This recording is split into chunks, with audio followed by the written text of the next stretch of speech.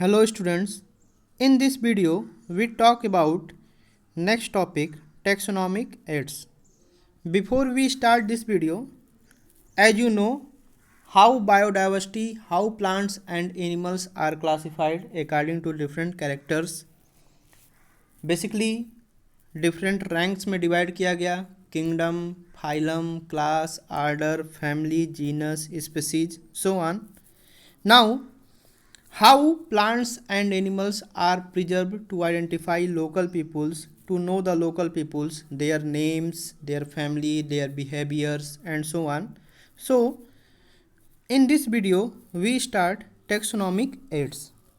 Taxonomic study of various species of plants and animals and other organisms are useful in agriculture point of view. जो भी आप देखें taxonomic study से जो भी प्लांट स्पीसीज हैं या एनिमल हैं या जो भी अदर ऑर्गेनिम्स हैं यह हमारे लिए यूजफुल है एग्रीकल्चर पॉइंट ऑफ व्यू से, फॉरेस्ट के रूप में, इंडस्ट्री के रूप में, और जनरली इनको हम कह सकते हैं ये हमारे क्या है बायो रिसोर्स हैं जिनका हम यूटिलाइजेशन डिफरेंट फील्ड में करते हैं।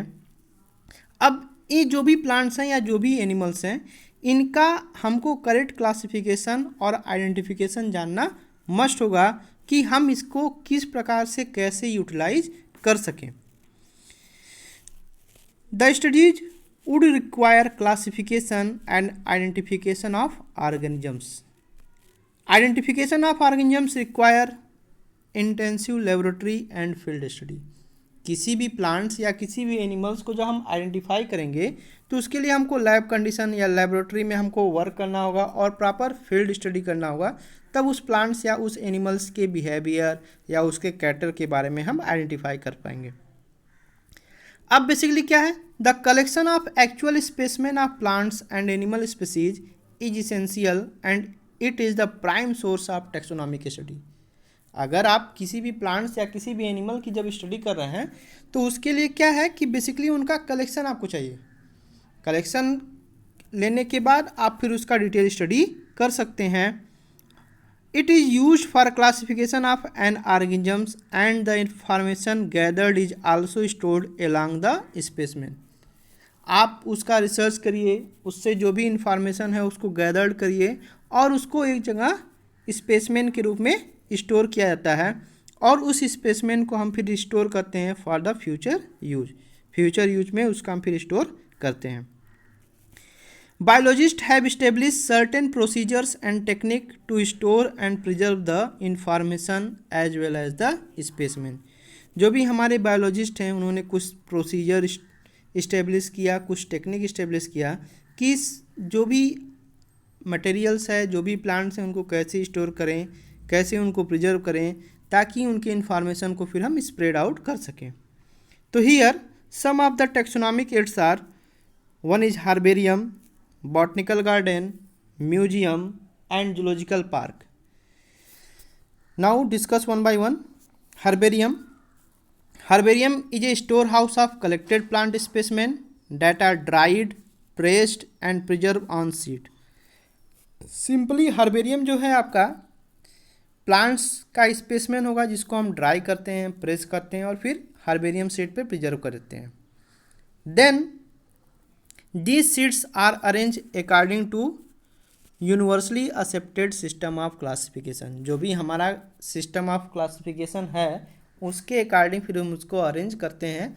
खास तौर पे अधिकतर जो भी मोस्ट ऑफ हार्बेरिया हैं वह आपका Bentham and Hooker system of classification को फॉलो करते हैं और उसके अकॉर्डिंग हार्बेरियम में आप हार्बेरियम स्टोर में उनके क्लासिफिकेशन के अकॉर्डिंग जो भी हार्बेरिया है उसको स्टोर किया जाता है।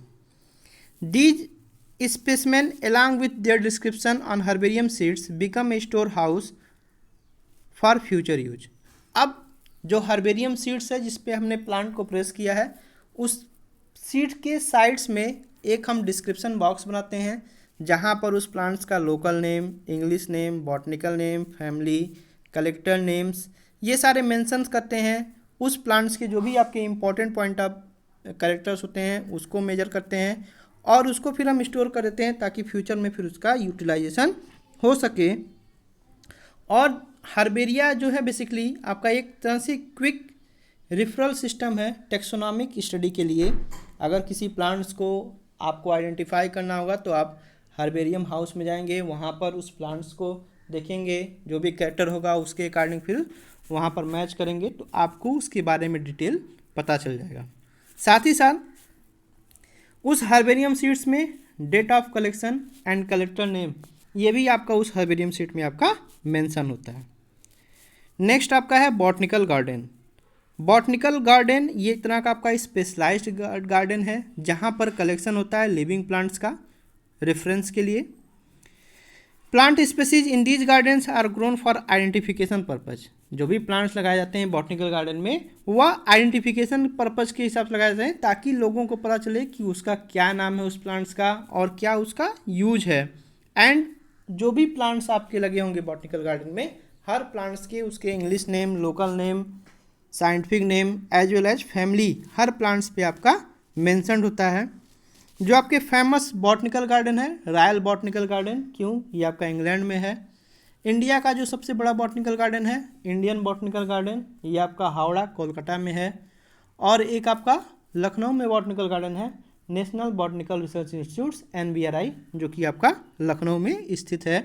तो ये सारे आपके बॉटनिकल गार्डन हैं जहाँ पर डिफरेंट प्लांट्स को, डिफरेंट मेडिसिनल प्लांट्स को आइडेंटिफाई करने के पर्पज से लगाया जाता है। नेक्स्ट आपका है taxonomic aids museum. Museum are generally set up in educational institutes. जो भी आपके स्कूल्स हैं, कॉलेज हैं, वहाँ पर आप देखेंगे कि एक आपका ग्लास का कंटेनर होगा, उसमें आप प्लांट्स या एनिमल को प्रिजर्व किया जाता है और उसके एक्सटर्नल फीचर को आइडेंटिफाई किया जाता है। Specimen are preserve in the container और जार इन प्रिजर्वेटिव सोल्यूशन। कुछ आपके प्रिजर्वेटिव सोल्यूशन होते हैं, मैक्सिमम आपका फार्मलिन यूज़ किया जाता है प्रिजर्वेटिव सोल्यूशन के रूप में, जहाँ पर प्लांट्स या एनिमल को हम प्रिजर्व करते हैं। Plants and animal specimen are also may be preserve in dry specimen. कुछ प्लांट्स और एनिमल को हम ड्राई रूप में भी प्रिजर्व करते हैं। इंसेक्ट को प्रिजर्व करते हैं हम इंसेक्ट बॉक्सेस में। लार्जर एनिमल्स को जैसे बर्ड्स हुआ है, मैमल्स को यूजुअली स्टफ एंड प्रिजर्व कर लेते हैं। म्यूजियम में बेसिकली आपका स्केल्टन्स ऑफ एनिमल के स्केल्टन को भी हम कलेक्ट करते हैं। तो ये भी म्यूजियम है, एक तरह से आपका आइडेंटिफिकेशन पर्पज़ के लिए है कि लोगों को, स्टूडेंट्स को इसके बारे में जानकारी दिया जाए कि जो भी प्लांट्स है या जो भी एनिमल्स हैं उनको एक्सटर्नल फीचर्स कैसा है, उसकी एक्सटर्नल मॉर्फोलॉजी के बारे में हम म्यूजियम स्पेसिमेन के थ्रू स्टडी कर सकते हैं। नेक्स्ट आपका है zoological park. These are the places where wild animals are kept in protected environments under human care। ये आपका एक ऐसा प्लेस है जहाँ पर वाइल्ड एनिमल को रखा जाता है ह्यूमन केयर, मतलब ह्यूमन के निगरानी में, ताकि उसको प्रोटेक्ट किया जाए। और बेसिकली कलेक्ट इसलिए किया जाता है ताकि उस एनिमल्स के फूड हैबिट और उसके बिहेवियर के बारे में हम स्टडी कर सकें। जितने भी एनिमल्स हैं उनको उस तरह का इन्वायरमेंट कंडीशन प्रोवाइड किया जाता है जिस तरह का इन्वायरमेंट कंडीशन उनके लिए सूटेबल होता है। तो जूलॉजिकल पार्क में आपका उस तरह का इन्वायरमेंटल कंडीशन हर एनिमल्स को अलग अलग, जैसा भी इन्वायरमेंटल कंडीशन उसके लिए सूटेबल होगा वह कंडीशन प्रोवाइड करने की प्रयास किया जाता है। चिल्ड्रेंस जो होते हैं आपके इस तरह के पार्क्स में घूमना ज़्यादा पसंद करते हैं और कॉमनली इनको बोलते हैं जू। इसके अलावा कुछ आपके की हैं।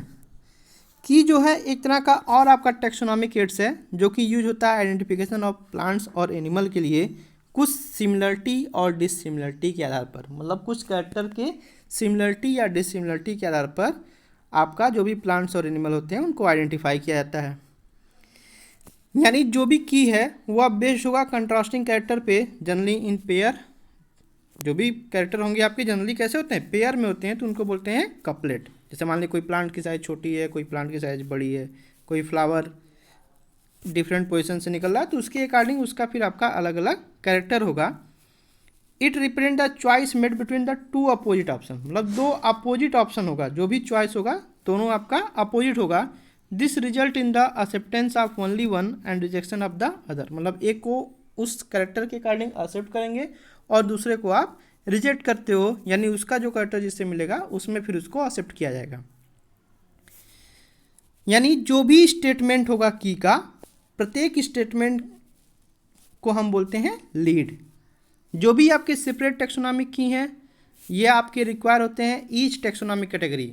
जो भी आपका टेक्सोनॉमिक कैटेगरी, अभी आपने 7 टेक्सोनॉमिक कैटेगरी के बारे में प्रीवियस वीडियो में पढ़ा था, kingdom, class, order, family, genus, species.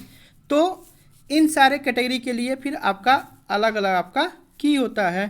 की जो होते हैं आपके जनरली एनालिटिकल इन नेचर होते हैं, मतलब उनको हम हमेशा एनालिसिस कर सकते हैं।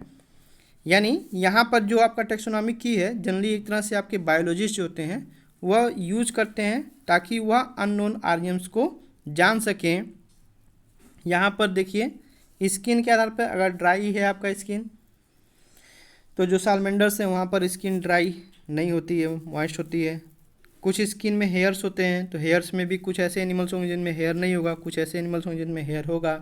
फिर उसके हम थम्स को देखते हैं, किसी में आपका अपोजिटेबल होता है, किसी में नहीं होता है। उसके बाद फिर हम बाइपिडल देखते हैं कि कोई एनिमल्स आपके बाइपिडल होते हैं, कोई एनिमल्स आपके बाइपिडल्स नहीं होते हैं। तो ये सारे की हैं, यानी हर कंट्रास्टिंग कैरेक्टर के आधार पर आपको फिर एनिमल को हर रैंक पे आपका फिर डिवाइड किया गया है। इसके अलावा फ्लोरा है, मैनुअल्स है, मोनोग्राफ्स हैं, कैटालॉग हैं, ये भी आपके जो भी डिस्क्रिप्शन होते हैं उनको रिकॉर्ड किया जा सकता है इनके थ्रू भी। ये भी आपका करेक्ट आइडेंटिफिकेशन बताते हैं। Flora contain the actual account of habitat and distribution of plants of A given area, मतलब एक पर्टिकुलर वेजिटेशन में जो भी प्लांट्स या एनिमल हैं तो उसको हम बोल सकते हैं क्या, डेट इज द फ्लोरा। और एक तरह से वह जो भी पर्टिकुलर एरिया में जो भी प्लांट हैं उनका एक इंडेक्स बनाया जा सकता है उसके थ्रू। These provides the index of the plant species found in the particular area. इसके अलावा आपके मैनुअल्स होते हैं, मैनुअल्स भी आपके यूज होते हैं इंफॉर्मेशन को प्रोवाइड करने के लिए, ताकि जो भी आपके प्लांट या एनिमल स्पीसीज हैं उनको उस एरिया में आइडेंटिफाई किया सके। इसके अलावा मोनोग्राफ होता है, मोनोग्राफ भी एक तरह से आपका इंफॉर्मेशन प्रोवाइड करता है एक टेक्सन का। अगर एक टेक्सन का आपको इन्फॉर्मेशन प्रोवाइड करना हो तो आप मोनोग्राफ उस टर्म बोल सकते हैं। तो that is the overall description about the taxonomic aids. Thank you.